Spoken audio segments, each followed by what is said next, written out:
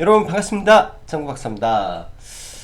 전일은 개인적으로 모임이 좀 있어서 야간에 약주를 좀 했더니 네, 영상 업로드가 굉장히 늦게 진행이 되었습니다. 본의 아니게 또 술을 한잔 하고 방송을 찍었더니 목소리 상태도 굉장히 꼬여서 방송이 나갔던 것 같아요. 보시는 우리 청취자 여러분님들 좀 불편하시지 않았을까라는 생각도 들면서 네, 가급적이면 정시에 영상 잘 올리도록 하겠습니다. 오늘 시장 장 초반에 약간의 변동은 있었으나 결과론적으로 굉장히 강하고 굉장히 양질의 상승장이 좀 펼쳐졌다라고 볼 수 있을 것 같습니다. 특히나 전일까지 해서 52 거래일 만에 다시 순매수로 돌아온 우리 연기금이 오늘도 시장을 팔지 않고 매수로 대응해 주면서 일단 시장의 이 수급적인 불안 요인은 일부 해소가 됐다라고 보여집니다. 그간 대략 한 16조 이상 매도를 하다가 일단은 이 매도 부분이 멈췄는데 언제든지 매도는 나올 수 있지만은 일단 뭐 전반기 정도에 상당히 많은 물량을 한번 정리를 했기 때문에 추가적인 매도 부분보다도 일단 뭐 매도가 잠시 멈춰 있으면서 시장 전체가 박스권에서 바닥을 잡는 모습을 좀 보여줄 수 있을 거라고 생각이 듭니다. 오늘 같은 경우에는 시장 뭐 꼭 오늘만 아니더라도 최근 며칠 동안 시장을 바라보면 특정 종목군들이 가는 게 아니라 시장의 많은 종목들이 상승하는 네, 상승 종목 수가 월등히 많은 시장이 연속되고 있기 때문에 많은 부분에서 우리 개인 투자자들이 보유하고 있는 종목군들이 골고루 올라가는 이 모습을 볼 수 있었을 거라고 생각을 합니다. 반면에 이런 식으로 모든 종목군들이 올라가게 되면 이 상승의 폭이 급등으로 올라가는 게 아니라 상승의 폭이 급등으로 올라가는 게 아니라 순차적으로 올라가는 부분이라 순차적으로 올라가는 부분이라 참 매수를 해야 될지 매도를 해야 될지 많은 고민이 되실 거라고 생각을 합니다. 지금은 지난주에도 말씀드렸다시피 매수를 할 시기라고 보여지고요. 시장이 조정을 받는다면 또 좋은 종목이 있으면 매수로 대응하고 시장을 그렇게 비관적으로 볼 필요는 없을 것 같습니다. 자, 그럼 해외 증시 보면서 넘어가도록 하죠. 자, 일단 해외 증시는 국채 금리가 장중 한때 1.6%까지 상승했음에도 불구하고 시장에 큰 동요가 없었다라는 점에서 시장이 더 이상 국채 금리에 크게 요동치는 부분이 없어졌다라고 보면 될 것 같습니다. 이 부분은 이제 3일 전부터 계속 언급드리고 있는데 국채 금리에 대한 부분으로 시장은 더 이상 빠지지 않는다.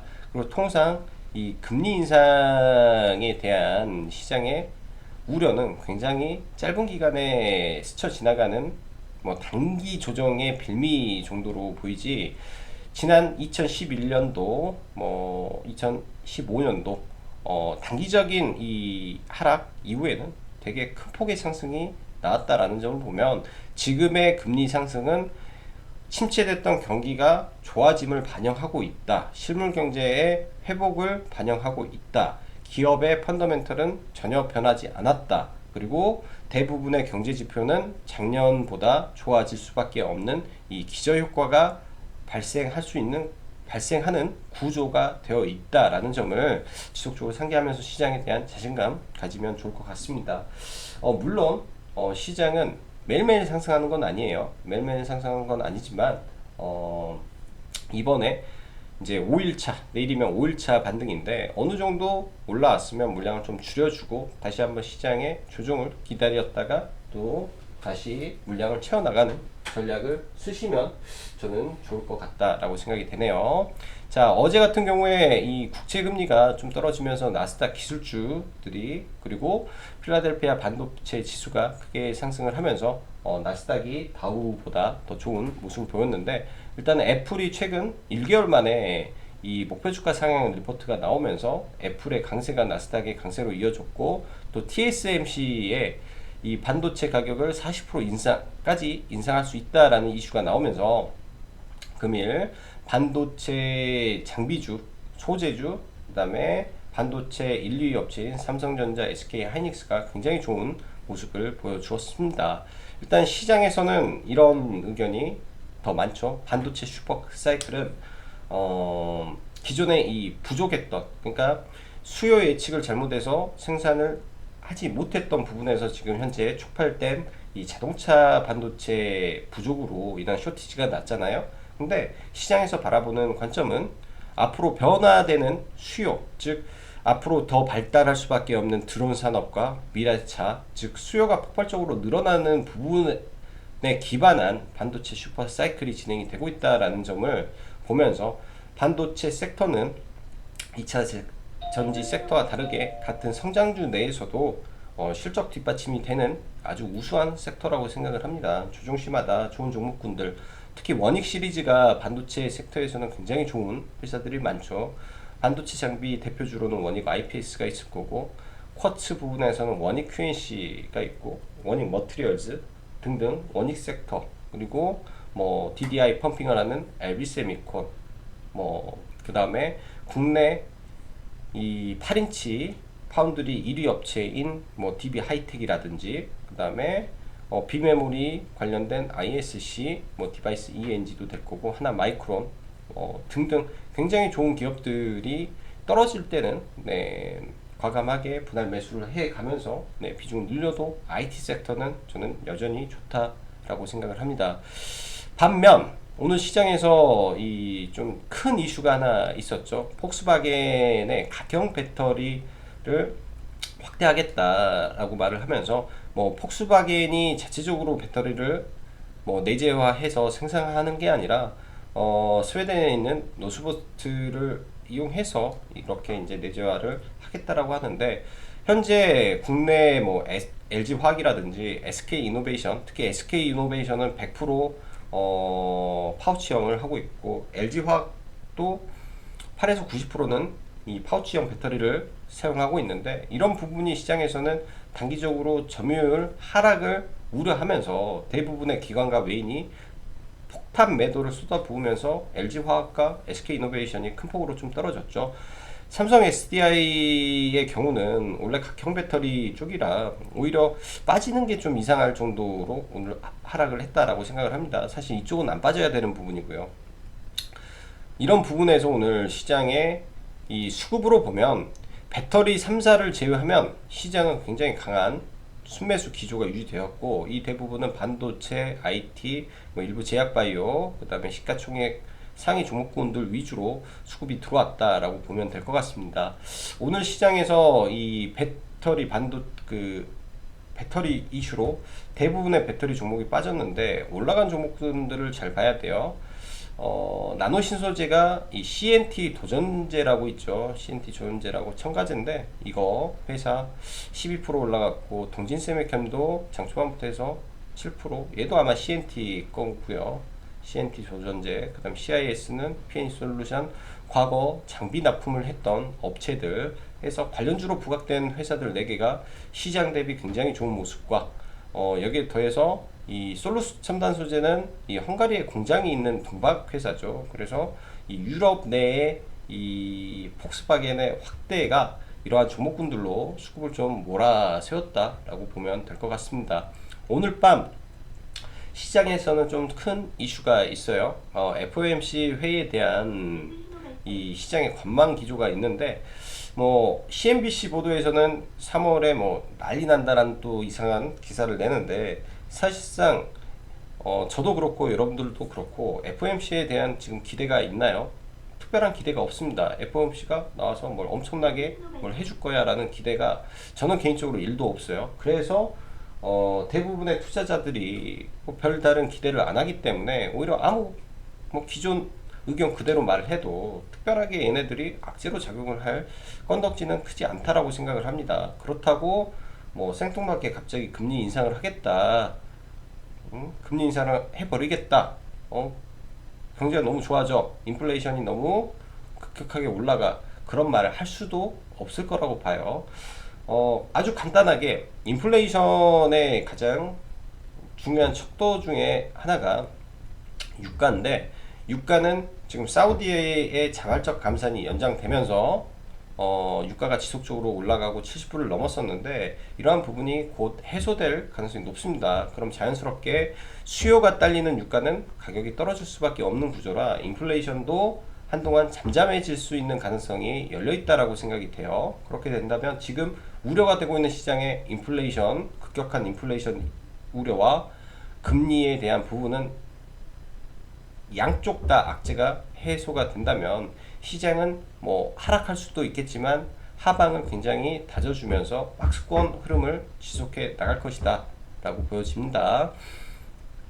한국전력이 오늘 수급이 굉장히 좋았는데 저희가 이제 사실은 한국전력을 보유하고 있다가 오늘 좀 물려 있었죠. 오늘 전략 매도를 했는데 일단 한국전력에 오늘 기준봉이 하나 떴습니다. 3월 22일 전기요금 인상 이슈가 나오면서 본격적으로 이 연료연동제가 진행이 되는 모습이라 바닥권에서 다시 턴을 하는지 좀 지켜봐야 될 것 같고 최근 해운 섹터 지속적으로 강한 모습 속에 기아차, LG전자 등 대형주 안에서 수급이 굉장히 좋게 유지가 되고 있네요.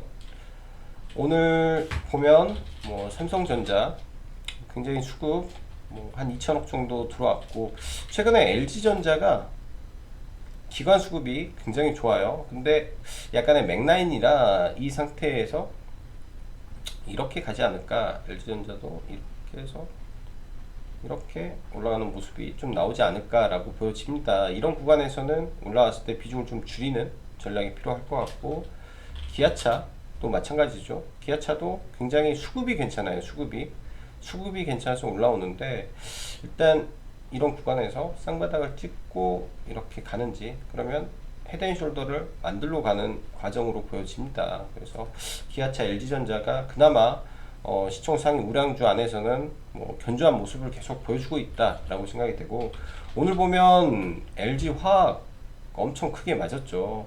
시장에서 LG화학에 3,700억을 매도를 쳤어요. 오늘 기관이 코스피에서 약 2,500억을 샀고 외국인이 270억을 매도했기 때문에 대부분의 매도가 잡혔던 건 이거고 실질적으로 시장에서 순매수는 기관이 예를 들면 3,700억을 순매수했을 거고 코스피는 외국인이 코스피를 대충 2,500억을 순매수한 게 맞습니다. 오늘은 대규모 순매수가 이어졌던 시장으로 보여요. 왜냐하면 LG화학과 SK이노베이션만 떨어졌기 때문에 수급이 안 좋게 그래서 이런 부분 자 SK이노베이션은 굉장히 많이 지금 내려와 있습니다.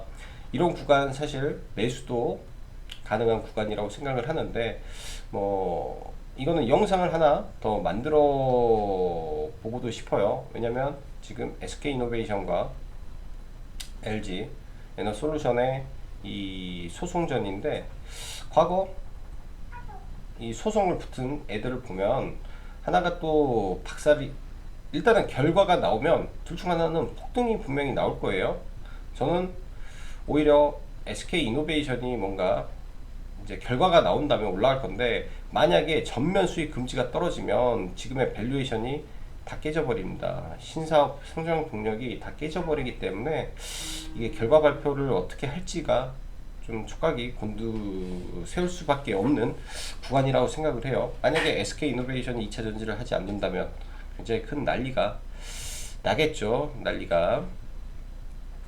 자, 종목군들 더 보면 반도체 실적 나오는 종목군들은 항상 매수시, 그러니까 하락시 매수 관점 유효하다라고 계속 말씀드리겠습니다. 좋고요. 창투사 섹터 오늘도 강세를 보였는데 오늘은 우리기술투자가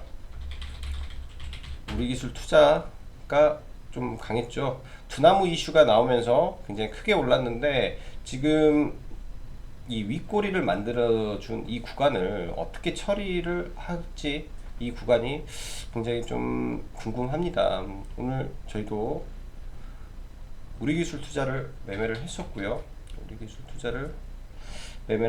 사실 이때 상한가 가는 줄 알고 들어갔다가 본전에 나왔고 여기에서 바닥에서 돌릴 때 얇게 먹고 일부 시간에 첫 타임에서 이 정도 타임에서 에이티넘 인베스트먼트와 우기투 두 개를 같이 잡고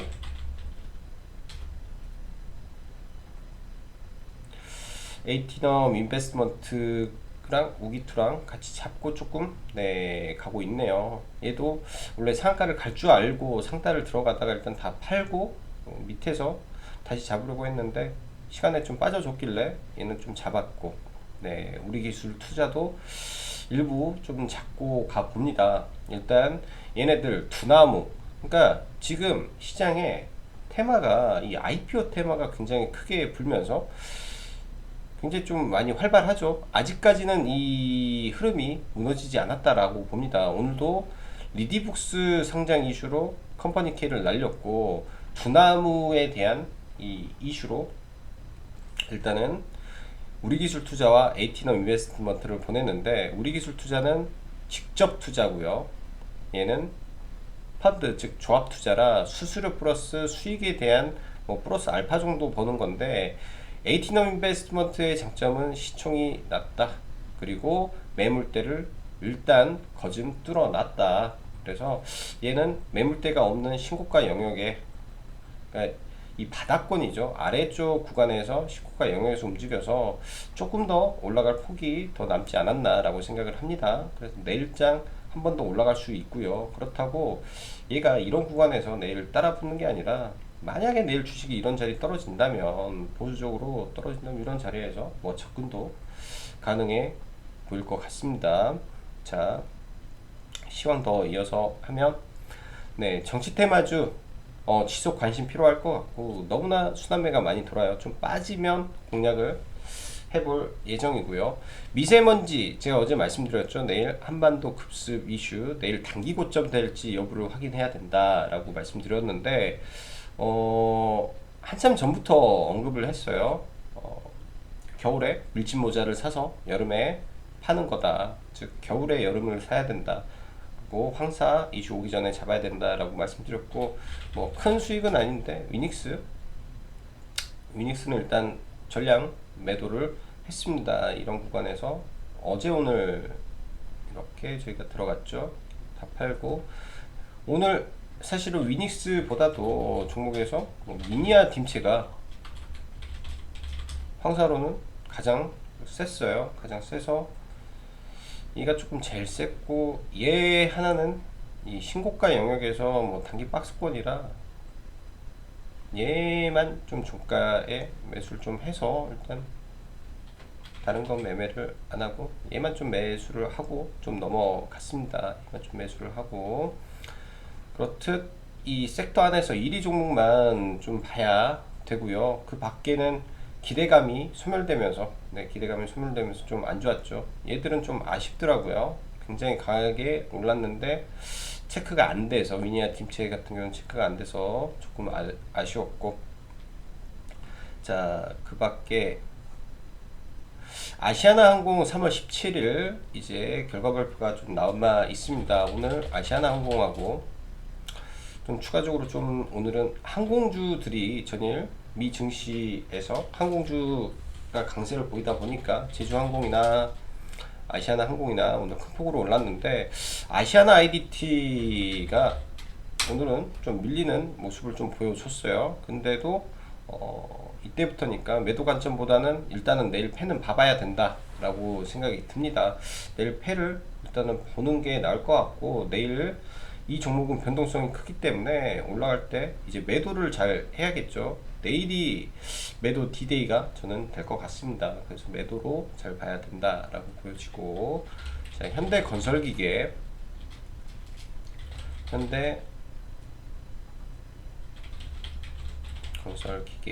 지금 가지고 있지는 않지만은 아쉬움이 좀 많아요. 그 눌림을 계속 기다리는데 올라가지가 않는 거, 수급이 굉장히 좋다. 이런 애들이 급락 떨어지면 잡아야 된다, 제가 보여주고요. 무조건 급락 떨어지면 이런 애들은 잡아야 된다 라고 보여주고, 현대일렉도 좀 눌리면 매수 관점으로 대응하면 좋을 것 같습니다. 조선주들, 한국, 조선해양, 현대, 위포, 조선 좀 바닥권에서 지금 움직이고 있기 때문에 조선주 저는 긍정적으로 보고요. 일단 대우조선해양도 실적이 좋은데 못 가고 있죠. 2조 8천억 자리에서 이제 사이클이 돌아가는 구간이라 이런 종목군들 횡보가 충분히 길었어요. 제가 볼 때는 여기에서 하락한 만큼 이 이상의 횡보가 나왔기 때문에 올라갈 때는 굉장히 좀 못해도 두 배는 중기적으로 보면 충분히 나올 수 있다라고 봅니다. 그래서 조금 여유를 가지고 투자하시려고 본다면 저는 조선 빅사이클도 시작됐다라고 생각을 해요. 조선은 10년 주기입니다. 조선은 지금 10년 사이클이기 때문에 이 당시 조선 빅사이클이 있었고요. 그러다가 금융위기가 터지고 시크니컬 섹터가 다시 반등을 했고 그 이후에 10년입니다. 그 이후에 10년 동안 조선산업은 완전히 끝났죠. 중국의 이 저가 조선 그 업체들 때문에 굉장히 힘들었는데 이 치킨 게임이 이미 끝났기 때문에 남아있는 업체들 안에서 그들만의 리그가 진행이 됩니다. 이렇게 보면 제가 봤을 때 굉장히 저렴하죠. 오래 가면 이런 거를 중기 이상 투자를 하는 게 저는 좋다라고 보여져요. 뭐 그 과정 안에서 뭐 사고팔고는 가능한데 일정 물량 지금 방향을 바꿨다라고 보여집니다. 그래서 대우조선해양 좋게 생각을 하고 있고, 자, 그 밖에 TPC와 미래에셋 벤처 투자를 좀 볼게요. 미래에셋 벤처 투자. 아이고야, 시간에 올려버렸네. 조금 눌려주면 네, 기회 봐서 얘는 계속 잡을 생각을 하고 보셔야 됩니다. 수주 내에 가능한 게 그랩의 상장이기 때문에 다른 종목분들보다는 이쪽 섹터가 좋을 것 같고요. 오늘 시장 보면 로지시스, 한네트 상한가를 들어가면 좋았는데 사실 개인적으로 놓쳤어요. 이쪽은 어제는 이 히토류가 강했고 오늘은 미중 이 디지털 화폐 경쟁이라는 이 뉴스가 나오면서 굉장히 강한 모습을 좀 보여줬다라고 보여집니다. 자, 마지막으로 업종에서 시장을 보면 코스닥 기준에서 코스피 기준에서 21선을 돌파하는 아주 좋은 시그널이 일단은 나와 주었습니다. 굉장히 오랜만에 이 구간이죠. 이 구간에서 잠시 이렇게 올라오다가 오랜만에 좀 올라왔기 때문에 이런 구간에서 한 차례 더 올라올 수는 있을 것 같습니다. 여기서 저항을 맞는지 일단 봐야 되고, 단기적으로 이 내려오는 추세선의 상단을 지금 좀 돌파를 했기 때문에 수급의 연속성만 있다면 조금 더 올라가는 모습 나와줄 수 있을 것 같습니다. 자, 코스닥도 전일 약간 우려를 한다라는 이 맥라인이라고 하죠. 이 맥라인을 뚫고 21선까지 돌파를 했기 때문에 단기적으로는 61선까지 터치의 흐름이 저는 예상이 됩니다. 터치의 흐름이 예상이 되고요. 항상 이 그리는 추세선은 일정한 간격과 평행이 생명인데요.